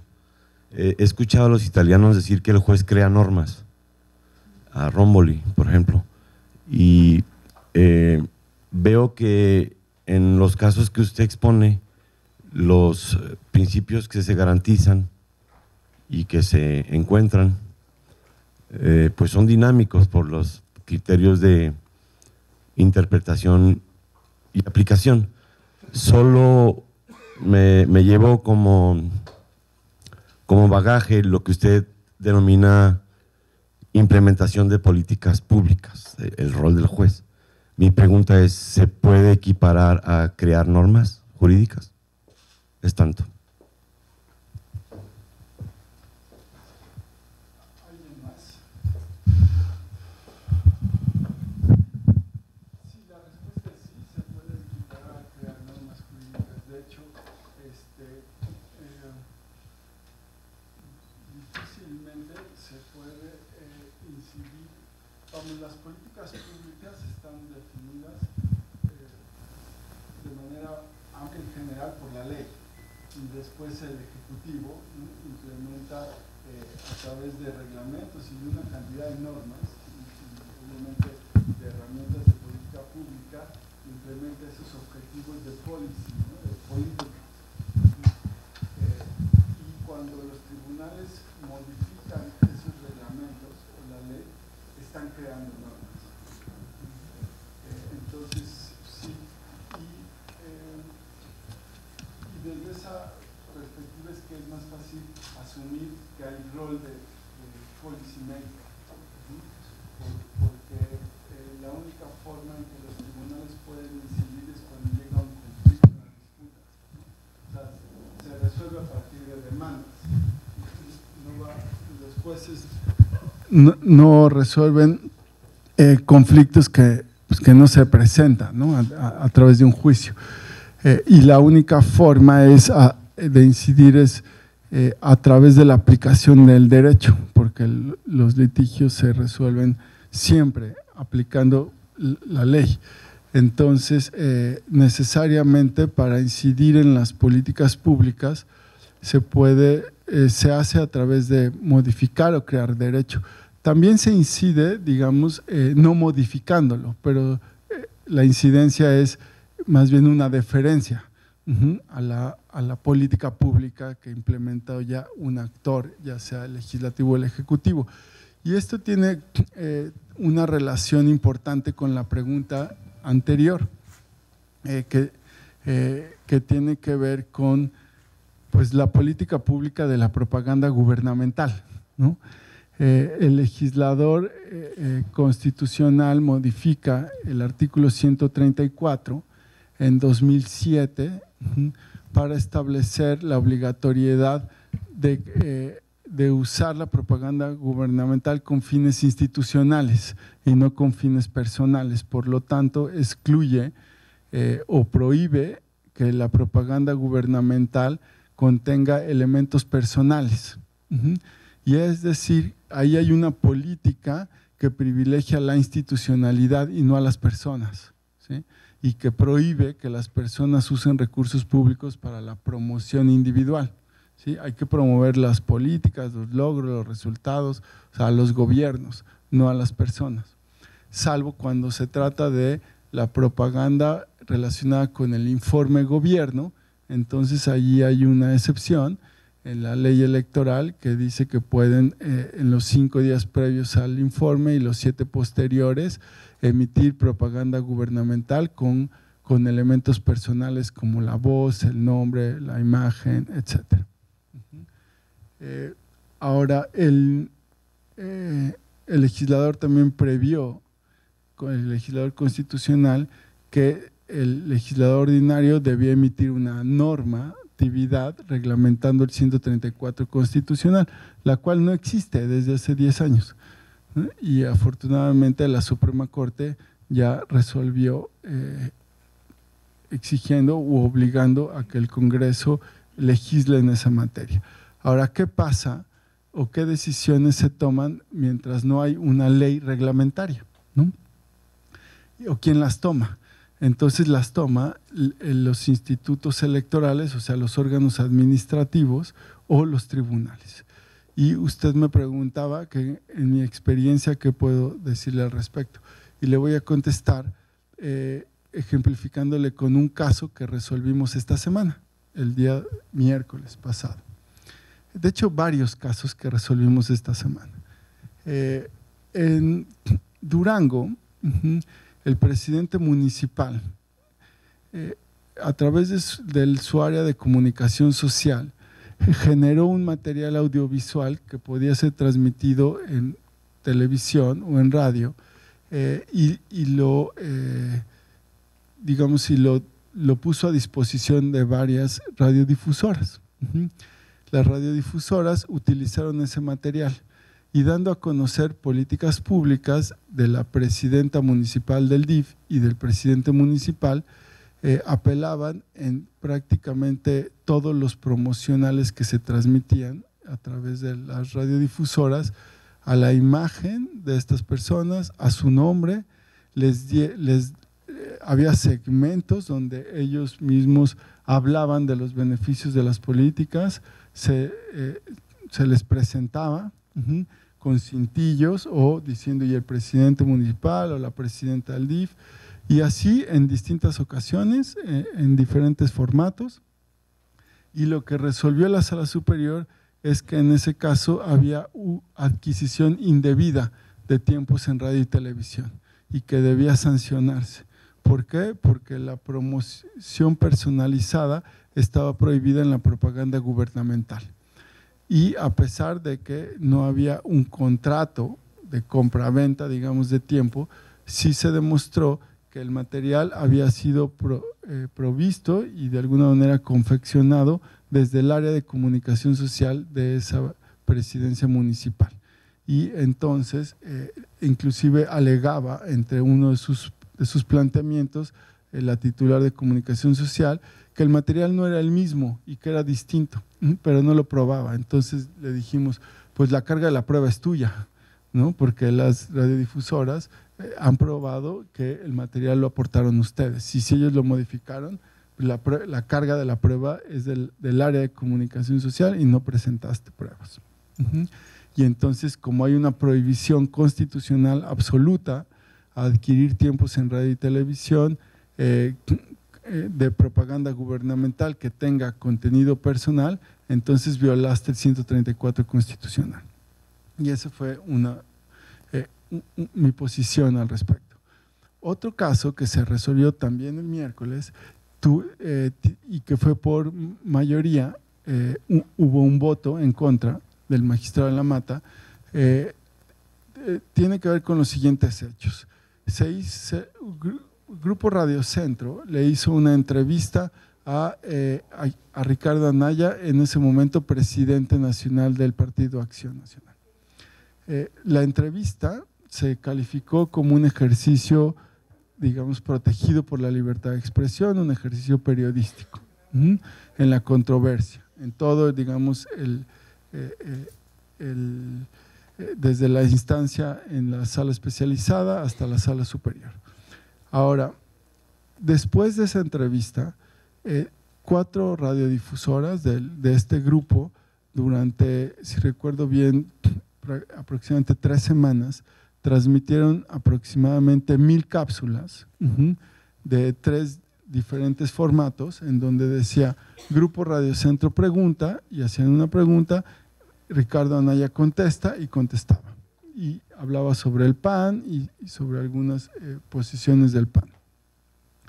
La sala especializada, la primera vez que resolvió, dijo que todo estaba protegido por la libertad de expresión y que no había violación a otro, aunque no es 134, es el artículo 41 constitucional, pero me permite ejemplificar este tema de la promoción en radio y televisión.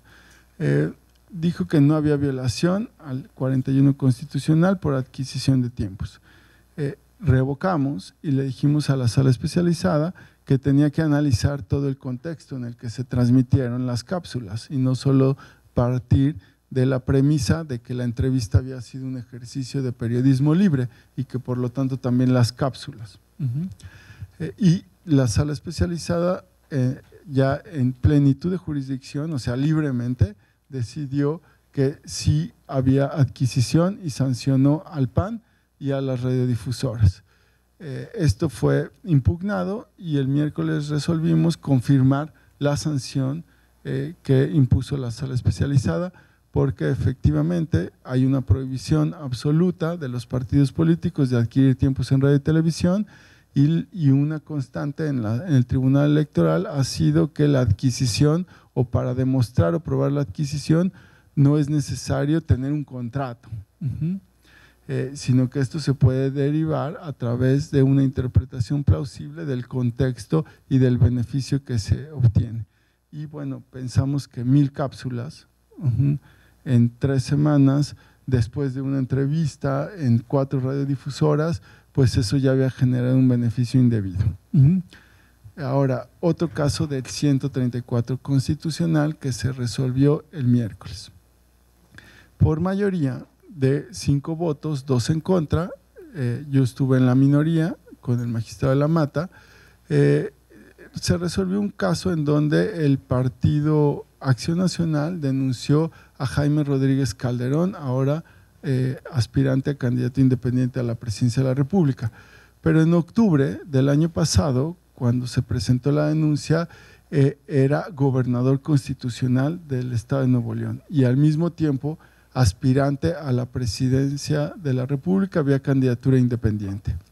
Y el gobierno del estado de Nuevo León pautó vía propaganda gubernamental una serie de promocionales en televisión durante más de 20 días en octubre, en donde promovía logros y políticas del gobierno del estado de Nuevo León y usaba la frase aquí y ahora, y en repetidas ocasiones decía y aquí ahora el primer gobierno independiente, o aquí ahora el gobierno independiente de Nuevo León.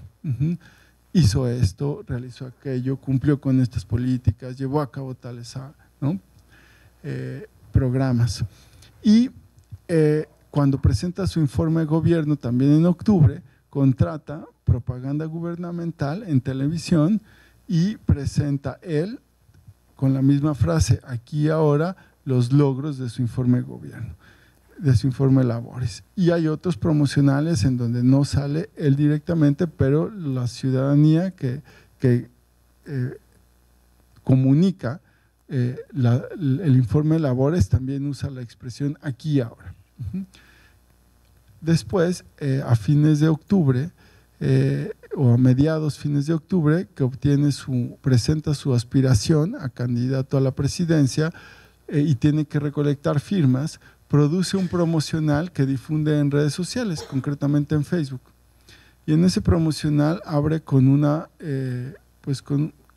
pantalla que dice aquí ahora y cierra con una pantalla que dice aquí ahora, y durante el promocional usa 2 veces la expresión aquí ahora el gobierno independiente o aquí ahora el primer gobernador independiente.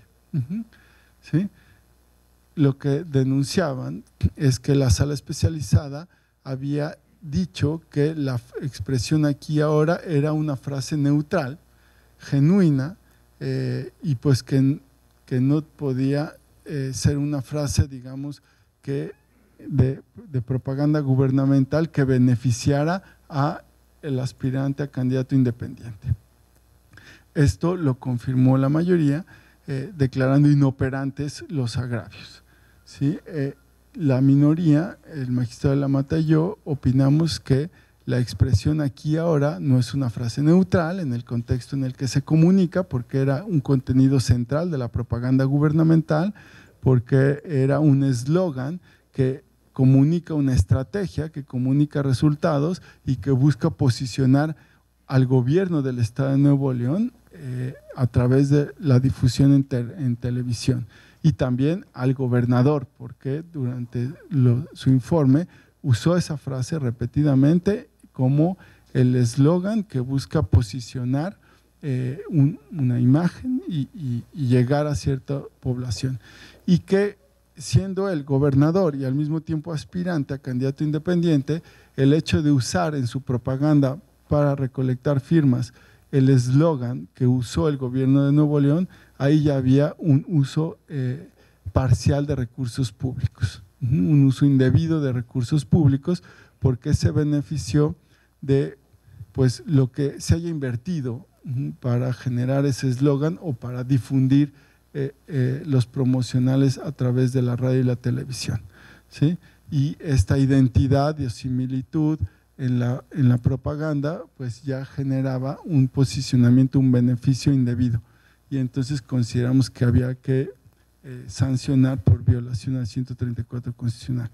Estas son mis posiciones frente a ese tipo de problemas, en donde me parece que ahí hay que partir de una prohibición absoluta constitucional y entender si esto se comunica en ejercicio de sus funciones o no, para luego pues poner en una balanza el equilibrio entre discurso político, expresión y deliberación pública y la obligación constitucional de actuar con imparcialidad y no interferir en las contiendas. Y seguro las sentencias ya están disponibles, ¿no? La sesión fue el miércoles y pueden verlo en mi Twitter, que creo que no está aquí, pero si me buscan en Twitter, Reyes Rodríguez, ahí van a estar las infografías de estos casos también. No sé si hay alguna otra pregunta. Ya, a ver si nos hacen el favor de pasar el micrófono.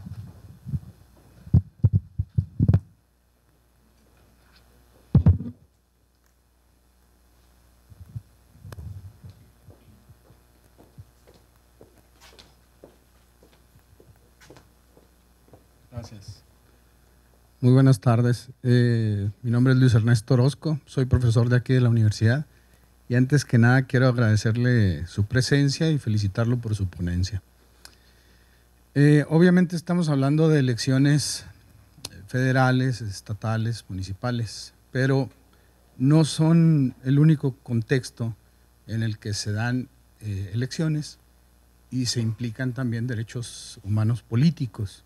Estoy pensando, por ejemplo, en las elecciones de las universidades. Entonces, mi pregunta es si estas instituciones autónomas tienen o se encuentran vinculadas por los criterios jurisprudenciales del Tribunal Electoral del Poder Judicial de la Federación, o son cosa aparte.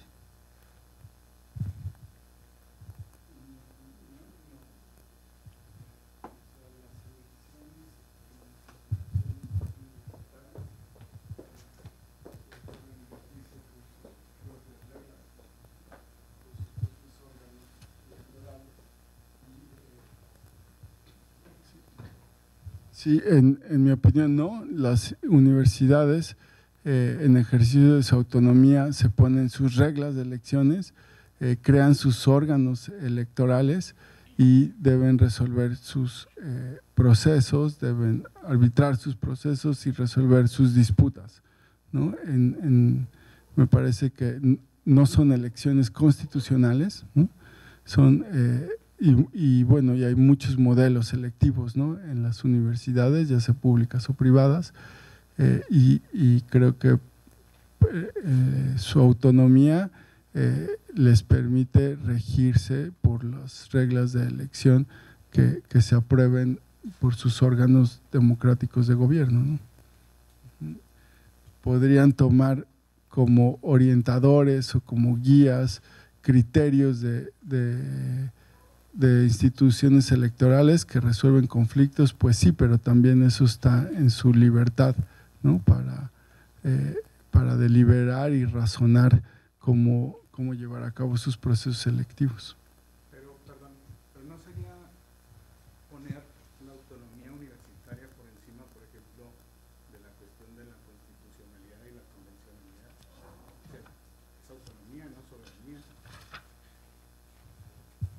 Pero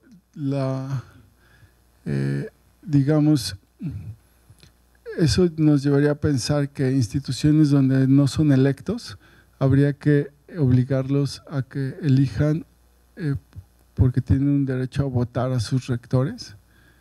En mi opinión, no hay una protección, digamos, convencional o constitucional del derecho a votar a los dirigentes de las universidades, ¿no?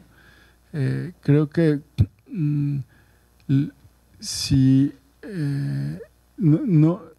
creo que ese problema no es falaz, o sea, no es que sea falaz, no existe el dilema que me plantea usted, en mi opinión,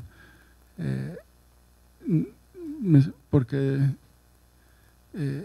las propias instituciones universitarias pueden llevar a cabo ese tipo de, digamos, de perspectiva, ¿no?, convencional para resolver sus disputas. Ahora, si la disputa en un centro universitario puede ser conocida o es competencia por un tribunal, cualquiera que ésta sea, pues obviamente pasará por esta tamiz constitucional, ¿no?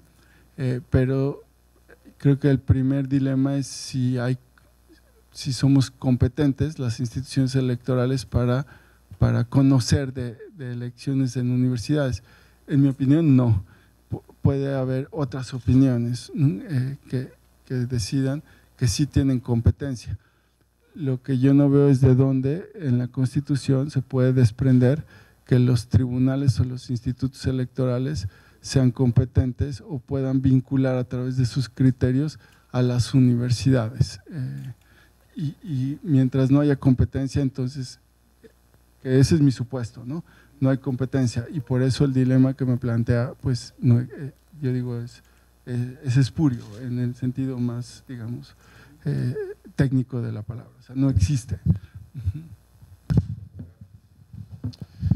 Bueno, muchas gracias, magistrado. En nombre de la Universidad Autónoma de Ciudad Juárez, de la Asociación de Tribunales Electorales de la República Mexicana, del Tribunal Estatal Electoral y del Instituto Estatal Electoral, agradecemos por tan interesante conferencia y también agradecemos su presencia aquí en Ciudad Juárez, la que es sin duda la mejor frontera de México. A continuación, y para finalizar, el magistrado Adrián Jaques Flores y el magistrado César Lorenzo Wong Meraz harán entrega de una moneda conmemorativa del Tribunal Estatal Electoral de Chihuahua en nombre del Pleno de este tribunal.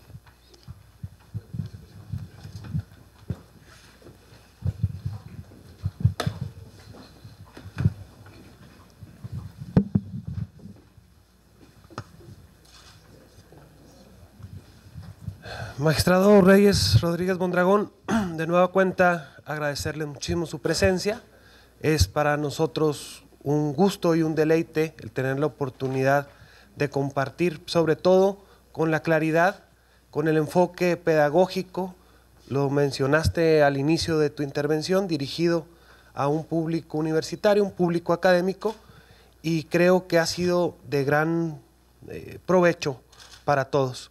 A nombre del Tribunal Estatal Electoral queremos entregarte un pequeño detalle que conmemora la creación del Tribunal Electoral en 1994 y la creación del Tribunal Estatal Electoral ya como tal en 1997, por lo tanto estamos celebrando nosotros nuestro 21 aniversario y queremos que te lleves este detalle de parte de los integrantes del Pleno y quienes conformamos el Tribunal Estatal Electoral.